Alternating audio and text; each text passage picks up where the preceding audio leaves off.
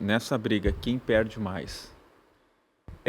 Antes de vir para cá, eu fiquei pensando nessa pergunta, e eu vejo que, assim, na balança, o Trump ainda vai sair um pouco menos desgastado que o Musk.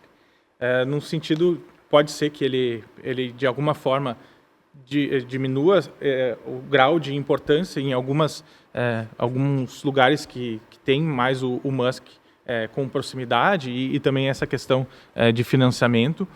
Mas eu creio que as próprias políticas que o Trump vai ainda para empreender, mesmo com a saída do Musk, elas vão acabar sendo deletérias para ele num longo prazo, por causa dessas vinculações contrárias aos interesses de mercado dele.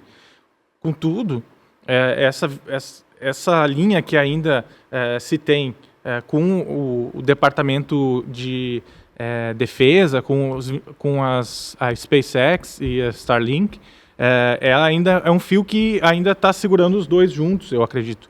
Por causa que o Trump, por hora, ele diz que ele vai acabar com todos os contratos que tem com o Elon Musk. E o Elon Musk fala, eu também tudo bem, vamos acabar com os contratos, azar. Só que isso não é assim, porque a Starlink, a SpaceX depende muito dos contratos com os Estados Unidos e tem contratos que são super importantes para até o próprio ecossistema da defesa dos Estados Unidos, como ela trabalha, essa coleta de informações internacionalmente e todo esse processo, assim, isso eu concordo com o Fabrício 100%. Esse processo de informação que o Musk tem, assim, é uma super considerável, assim, é uma coisa assim que não existia há 10, 15 anos atrás, uma possibilidade de colocar tantos satélites de uma maneira muito mais barata no mundo e colocar a internet, que seja, e também outros tipos de reconhecimento de imagens em vários locais do mundo que não tinham acesso antes. Até cenários de guerra, hoje em dia, eles dependem dessas informações que o Musk tem fornecido e desses trabalhos para o governo norte-americano. Então, eu vim assim pensando que o Musk tende a perder mais, mas eu acho que na nossa conversa aqui pode entrar um pouquinho mais de nuance, assim. Mas para bater uma... para escolher um... For para escolher, assim, eu acho que o Musk perde um pouco mais. Concorda ou discorda, Fabrício? Vamos lá. Eu concordo que a gente precisa de nuance e eu acho que é muito difícil você ganhar numa disputa onde quem está do outro lado é o presidente dos Estados Unidos. Mas já larga o nome. Quem perde mais? Eu acho que o Trump tem muito potencial para perder nessa jogada e eu quero tentar explicar para vocês por que eu acho isso. Primeiro, não está proibido de ter um recuo aqui e daqui a um mês a gente está falando deles juntos de novo por alguma outra questão. Não está proibido, tá? Esse também é o estilo do Trump. O Trump gosta dessas idas e vindas. Ele gosta de fazer esse jogo de a relação acabou e voltar com o ex. Ele tem essa característica e ele vai bem nesse tipo de jogo, porque é um tipo de jogo no qual ele consegue botar a imprensa e dominar a narrativa da imprensa, mesmo que seja negativa, mesmo que seja algo ruim, é algo ruim que o Trump está controlando. Só que qual é o problema? O Trump está acostumado a fazer esse tipo de jogo com pessoas que têm muito a perder do ponto de vista do que elas fazem, entrando diretamente em colapso, em controle contra o Trump. Com quem que o Trump faz isso, ou fez isso historicamente? Políticos republicanos. O Trump era muito bom em humilhar o político republicano, fazer o político republicano falar mal dele e depois trazer o político republicano de volta para beijar a mão dele. Fez isso com o Marco Rubio. Marco Rubio falou horrores de Trump e hoje é secretário do Trump.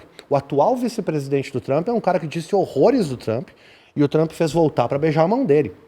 Por quê? Porque ficou muito claro para os republicanos que não existe caminho para a vitória que não passe hoje por Trump para um republicano nos Estados Unidos. Não existe. Não existe partido republicano sem Trump.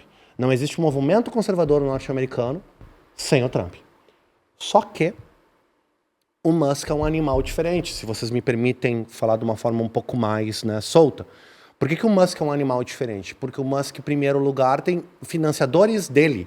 Ele é um financiador do Trump e ele tem financiadores e investidores no Musk que são também interessados no Trump e com quem o Trump tem um certo rabo preso. Então a gente não pode esquecer do Peter Thiel, que é uma figura que tem uma relação muito próxima ao Musk, é um cara do setor tecnológico e é o cara que é a liderança silenciosa aí dessa vertente mais tecnocrata dos movimentos conservadores que a gente vê desde 2014 aí, se espraiando.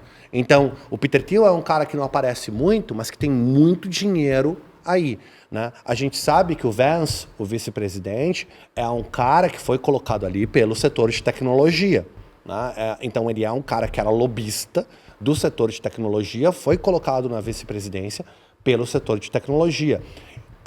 A gente tem o Musk mobilizando 300 milhões de dólares para a campanha. Não foi decisivo. Até tendo a concordar que não foi. Eu acho que o fator da eleição é a inflação nos Estados Unidos e o fato que o americano não sabe lidar com crise. Mas, querendo ou não, 300 bilhões de dólares não é troco do pão, né? É um dinheiro bastante relevante. Como a gente viu, para a eleição, foi a contribuição individual disparada a maior e pode ter feito uma diferença grande nos estados ali em cima, né? Pensilvânia, Michigan, e Wisconsin, que entregaram a eleição para o Trump. Então, a gente tem que entender que isso deixa o Trump com um certo lastro, que é, ano que vem tem eleição. Ano que vem tem eleição, eleições custam dinheiro.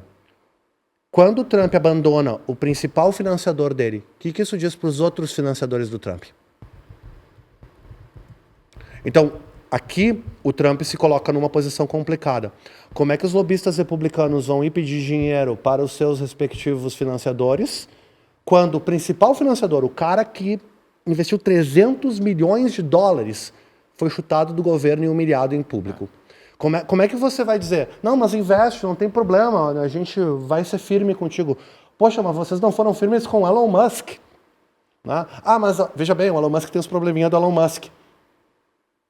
Mas isso coloca uma insegurança para os investidores. E daí os republicanos têm uma questão. Os republicanos não conseguem fazer, mais uma vez, pela natureza da campanha política que os republicanos fazem, eles não conseguem fazer uma campanha política sem os financiadores diretamente associados com a política que eles precisam fazer. Professor, como você falou, ano que vem tem eleição, se chegar lá na véspera do ano que vem não tem eleição, né? Não, ano que vem tem eleição nos Estados Unidos, mas as eleições congressionais, a gente chama as eleições de meio de mandato. E aí precisa de muito dinheiro também. Precisa, e outra, os republicanos não podem dormir nessa eleição. Sim.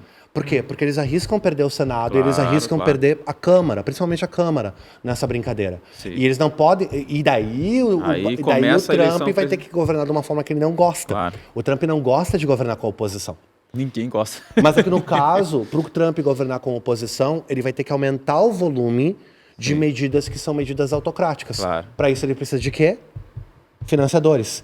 Apoio Onde é que vão estar esses financiadores depois dele chutar o príncipe? Então, um raciocínio tem um jogo aí que é um jogo que o Trump tá arriscando, né, pesado.